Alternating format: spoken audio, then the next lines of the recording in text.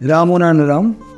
জন্মসিদ্ধ ঠাকুর শ্রী শ্রী বালক ব্রহ্মচারী মহারাজের চরণে প্রণাম জানিয়ে আজকের পর্ব শুরু করছি। আজকের এই পর্বে আলোচনার জন্য আমাদের দীপক দায় উপস্থিত হয়েছেন, তাকে আমি বৈদিক অভিনন্দন, রাম ও নারায়ণ রাম নাম জানাই। আজকে এই আলোচনায় কোনো রকম বই বা কোনো ভাষণের অংশ থেকে করছি না। বর্তমান পরিস্থিতিতে যা দেখতে পাচ্ছি তার উপর থেকে আমার একটা প্রশ্ন এসছে। সেই প্রশ্নটা আশা করি আলাপ আলোচনার মধ্য দিয়ে যদি আমরা যাই তাহলে সবার বোধগম্য হবে, আর এই বোধগম্য হলেই সংগঠনের সমাজের সব দিক থেকেই সমৃদ্ধ হবে। আমার প্রশ্ন, আমরা সংগঠন করব কেন? যদি করি তাহলে তার গুরুত্বটা কীরকম? রাম ও নারায়ণ রাম। রাম ও নারায়ণ রাম। শীতল ভাই, ঠাকুরকে আমার অন্তরে শতকোটি প্রণাম জানাই এবং সবাইকে আন্তরিক বৈদিক অভিনন্দন। রাম ও নারায়ণ রাম। আজকে যে প্রশ্নটা তুমি উত্থাপন করেছো, সেই প্রশ্নের দুটো পার্ট রয়েছে, দুটো অংশ রয়েছে। ফার্স্ট পার্টে তোমার প্রশ্ন যে আমরা সংগঠন করব কেন, অর্থাৎ সংগঠনের কোনো প্রয়োজনীয়তা আছে কি না। সংগঠনের প্রয়োজনীয়তা এখানেই যে তত্ত্ব, যে মতাদর্শ আমরা পাই, সেই তত্ত্ব এবং সেই মতাদর্শ সমাজবদ্ধ মানুষের কাছে পৌঁছবার জন্য একটা মাধ্যম দরকার পড়ে। সংগঠন হচ্ছে সেরকমই একটি মাধ্যম। ঠাকুর যে বিশ্বজনীন তত্ত্বটা দিলেন, ঠাকুর যে বিশ্ব প্রকৃতির তত্ত্বটি দিলেন, এই তত্ত্বটি মানুষের কাছে পৌঁছবে কিভাবে? এই মানুষের কাছে পৌঁছানোর জন্য এখানকার সমাজ ব্যবস্থা, এখানকার যে ধারা, ঠাকুর এক জায়গায় বলছেন যে আমি মানুষটা দৈবের, এটা ঘটনা, কিন্তু যতক্ষণ তিনি এই পৃথিবীতে রয়েছেন ততক্ষণ এই সমাজের, এই পৃথিবীর এই যে সিস্টেম যেগুলো আছে, সেই ঠাকুরকে সেগুলো অনেক ক্ষেত্রে ঠাকুরকে সেগুলো অনুসরণ করতে হয়েছে। তাই সমাজের একটা সিস্টেমের মধ্যেই রয়েছে যে কোনো একটা মতাদর্শ বা তত্ত্ব মানুষের কাছে পৌঁছবার জন্য একটা সংগঠনের প্রয়োজন হয়। তাই ঠাকুর কিন্তু এই সংগঠনটি তৈরি করেছেন। এখানে এটার প্রয়োজনীয়তা আমরা অনেক দৃষ্টান্ত দিয়ে ব্যাপারটা বুঝতে পারি। আজকে কার্ল মার্কস, তার ভিত্তিভূমি জার্মানি, লেনিন, তার ভিত্তিভূমি রাশিয়া। তাহলে এই তত্ত্বটা পৃথিবীর মানুষের কাছে পৌঁছলো কী করে? একটা অর্গানাইজেশন, একটা সংগঠনের মধ্য দিয়ে। ঠিক সেই রকম ঠাকুর যে বিশ্বজনীন তত্ত্ব দিচ্ছেন, বেদভিত্তিক সাম্যবাদের যে রূপরেখা দিচ্ছেন, এই তত্ত্বটা, এই মতাদর্শটা, এই ভাবনাটা, এই চিন্তাটা ছড়িয়ে দিতে হবে মানুষের মধ্যে। তারই জন্য একটা মাধ্যম দরকার, সেটা হচ্ছে সংগঠন। কিন্তু যেটা খুব গুরুত্বপূর্ণ সেটা হচ্ছে পরের পার্টটা। তুমি যেখানে প্রশ্নটা রেখেছো যে সেই সংগঠনের গুরুত্বটা কীরকম হওয়া উচিত, এটা আমরা আমাদের পরিবারকে দিয়ে কিন্তু খুব সহজভাবে বুঝে নিতে পারি। পরিবারও কিন্তু একটা সংগঠন। পরিবার স্মলার সংগঠন, সংগঠন লার্জার ফ্যামিলি, লার্জার পরিবার। একটা পরিবারে 5 জন সদস্য থাকে, একটা সংগঠনে 10,000, 10 লক্ষ, 10 কোটি সদস্য থাকে, কিন্তু বেসিক রুটটা কিন্তু একই। পরিবারের ক্ষেত্রে আমরা কি দেখি? প্রত্যেকের নির্দিষ্ট একটা দায়িত্ব রয়েছে, একটা কর্তব্য রয়েছে, একটা ডেডিকেশন রয়েছে। কিসের প্রতি? পরিবারের প্রতি। পরিবারের প্রত্যেকটি সদস্যকে কিন্তু সেই দায়িত্ব সম্পর্কে, সেই কর্তব্য সম্পর্কে সচেতন থাকতে হয়। ঠিক সেই রকম একটি সংগঠন, যেটি একটি পরিবার, বৃহত্তর পরিবার, সেই বিশ্ব পরিবার রূপী বিশ্ব সংগঠনের যারা সদস্য থাকবে তাদেরও কিন্তু সেই সংগঠনটির প্রতি দায়িত্ব এবং কর্তব্য থাকবে। আমরা যেমন পরিবারের দায়িত্ব কর্তব্য পালন করতে কখনো পিছপা হই না, ঠিক সেই রকম বৈদিক সংগঠনে আমাদেরও যেন দায়িত্ব বা কর্তব্য থেকে আমরা পিছিয়ে না যাই। সেই দায়িত্ব এবং কর্তব্যটা কি? ঠাকুর সেখানে সুনির্দিষ্ট করে দিয়েছেন। বেদ প্রচারক মাত্র, ঠাকুর মাত্র দিয়ে থামিয়ে দিলেন জায়গাটা। আমরা হচ্ছি বেদ প্রচারক মাত্র। তাহলে আমাদের দায়িত্বটা কি? আমাদের কর্তব্যটা কি? আমাদের বেদ প্রচার করতে হবে। কতদিন পর্যন্ত? শেষ নিঃশ্বাস ত্যাগ করার আগের মুহূর্ত পর্যন্ত। তাই ঠাকুর কি বলছেন? বেদের প্রচার করতে করতে যেন তোমাদের মৃত্যু হয়। তাহলে পিতা হয়ে তিনি কি সন্তানের মৃত্যু কামনা করছেন? Not that.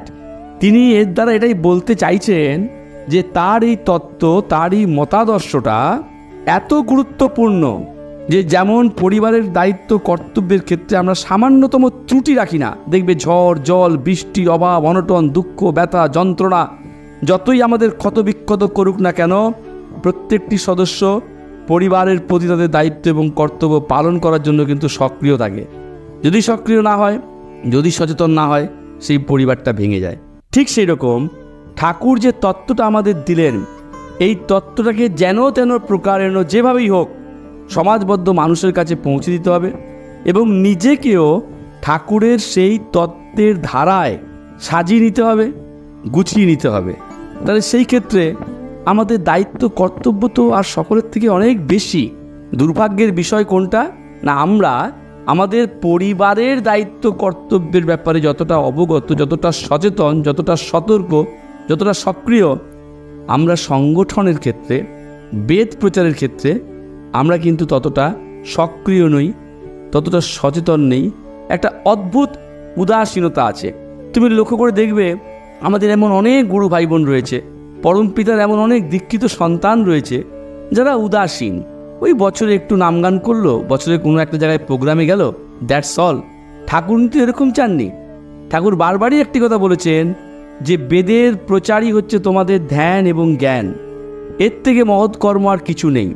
একটি বই আছে ঠাকুরের, একটা লিটারেচার আছে, সেখানে ঠাকুর বলছেন কি অদ্ভুত কথা, একদম মৌলিক কথা, এটা নিয়ে সুন্দর একটা গবেষণা হতে পারে। ঠাকুর বলছেন যে দেখো, এখানে অনেক রকমের সেবা রয়েছে, সেই সেবাগুলো কিন্তু বিভিন্ন অর্গানাইজেশন করছে, বিভিন্ন সোকল সংগঠনগুলো করছে। কী ধরনের সেবা? বন্যার ত্রাণে সাহায্য করছে, ভূমিকম্প হলে সাহায্য করছে, অ্যাম্বুলেন্স পরিষেবা দিচ্ছে, দরিদ্র নারায়ণ সেবা করছে। ঠাকুর বলছে এর থেকেও শ্রেষ্ঠ সেবা হচ্ছে বেদের তত্ত্ব প্রচার করা, বিশ্ব প্রকৃতির তত্ত্ব প্রচার করা। ঠাকুর বলছেন ফর দ্য ফার্স্ট টাইম এই পৃথিবীতে যে বেদের তত্ত্ব, আমি আমার গুরুভাই বন্ধুদের কাছে আমি স্বনির্বন্ধ অনুরোধ রাখবো ঠাকুরের এই শব্দ বন্ধনীর ওপর একটু স্ট্রেস দিতে, একটু লক্ষ্য রাখতে। ঠাকুর বলছেন যে বেদের তত্ত্ব যে যত সুন্দরভাবে পরিবেশন করতে পারবে, অর্থাৎ বেদটাকে, ঠাকুরের তত্ত্বটাকে, বিশ্ব প্রকৃতির তত্ত্বটাকে যে যত সুন্দরভাবে, সুচারুভাবে পরিবেশন করতে পারবে, তার থেকে শ্রেষ্ঠ সেবক আর কেউ নয়। কেন? তার কারণ এই বিশ্ব প্রকৃতির তত্ত্বটা আমরা অবগত নই বলেই, বিশ্ব প্রকৃতির তত্ত্বের সুরে ধারায় আমরা কেউ নই বলেই কিন্তু সমাজে আজকে সোকল সেবাগুলো দেওয়ার প্রয়োজনীয়তা দেখা দিয়েছে। এই বিশ্ব প্রকৃতির তত্ত্ব যদি আমরা বুঝতে পারি এবং জীবনে প্রয়োগ করতে পারি, শুধু প্রচার নয়, জীবনে প্রয়োগ করতে পারি, তাহলে কিন্তু এই সমাজটা, এই পৃথিবীটা স্বর্গ হবে। কিন্তু প্রশ্ন, এই তত্ত্বটা প্রচারিত হবে কিভাবে?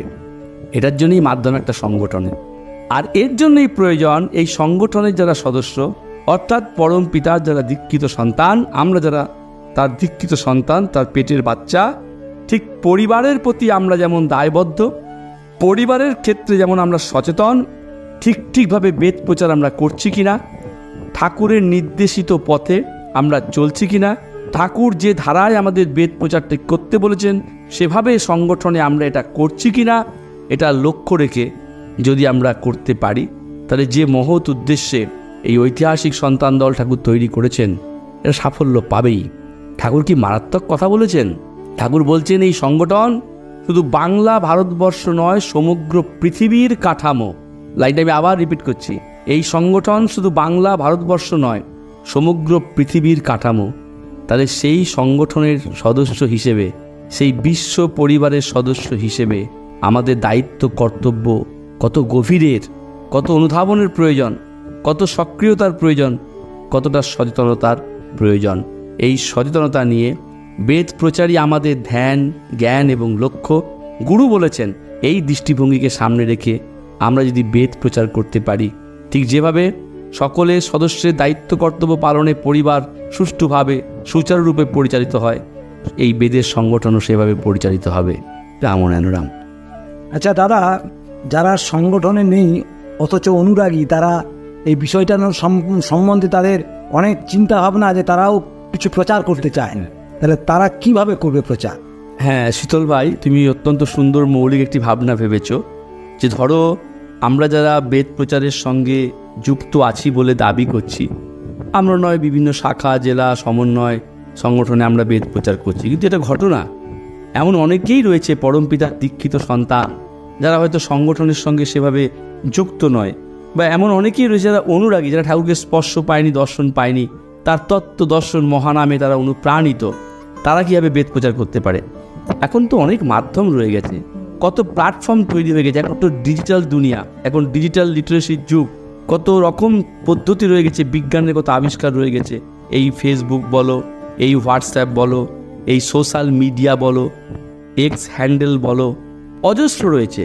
তার মাধ্যমেও বেদ প্রচার, বেদের তত্ত্ব পাঠ, আলোচনা, এর মাধ্যমেও তারা বেদের এই বার্তা, বিশ্ব প্রকৃতির বার্তা মানুষের কাছে পৌঁছে দিতেই পারে। এবং এটা তো একটা খুব পজিটিভ সাইড বলে আমার মনে হয়। লক্ষ্য করলেই দেখা যাবে ফেসবুকে, হোয়াটসঅ্যাপে, বিভিন্ন প্ল্যাটফর্মে, আমাদের সোশ্যাল প্ল্যাটফর্মে আমরা দেখতে পাই ঠাকুরের তত্ত্ব, ঠাকুরের গ্রন্থ থেকে সুন্দরভাবে পাঠ করে মানুষের চিন্তার জগতে, অ্যাকচুয়ালি চিন্তার জগতের বৈপ্লবিক পরিবর্তন, থট কি, তত্ত্ব কি, মতাদর্শ কি না, আমরা এতদিন যেভাবে চিন্তা করেছি এই চিন্তাটা আমাদের সঠিক নয়, আমাদের নতুন করে ভাবতে হবে। ঠাকুর এটাই বলতে চাইছেন, স্মরণ করে দিতে চাইছেন। তার জন্য আজকের বিজ্ঞান আর প্রযুক্তির যুগে যে সমস্ত মাধ্যমগুলো রয়েছে, ইজিলি তারা সেই মাধ্যমগুলোকে ব্যবহার করতে পারে। এবং আমার তো মনে হয় এই মাধ্যম ব্যবহার করলে আরও দ্রুততার সাথে আমরা অনেক মানুষের কাছে পৌঁছে যেতে পারি।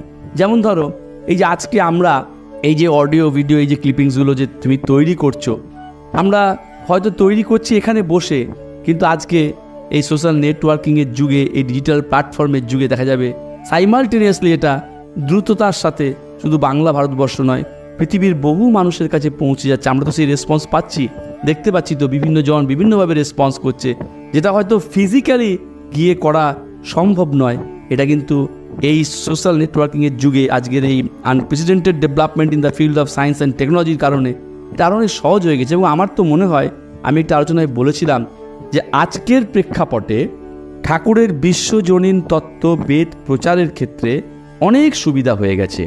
এই কিন্তু বিজ্ঞান আর প্রযুক্তির অভাবনীয় উন্নতি বা অগ্রগতির কারণে। তাই যারা সংগঠনের সঙ্গে সেভাবে যুক্ত হতে পারে না, যাদের সেরকম হয়তো সময় নেই বা সুযোগ নেই, অথচ যারা গুরুগত প্রাণ, যারা অনুরাগী, যারা ভক্ত, যারা ঠাকুরের তত্ত্ব দর্শন পড়ে অনুপ্রাণিত, মহানামের সুরে যারা বিভোর, তারা ইজিলি এই সমস্ত যান্ত্রিক বিষয়গুলোকে ব্যবহার করে, এই সমস্ত নেটওয়ার্কগুলোকে ব্যবহার করে তারা বেদের বার্তা প্রচার করতেই পারে এবং অবশ্যই সেখানেও তারা সাফল্য পাবে বলে আমি মনে করি। রাম ও নয়ন রাম।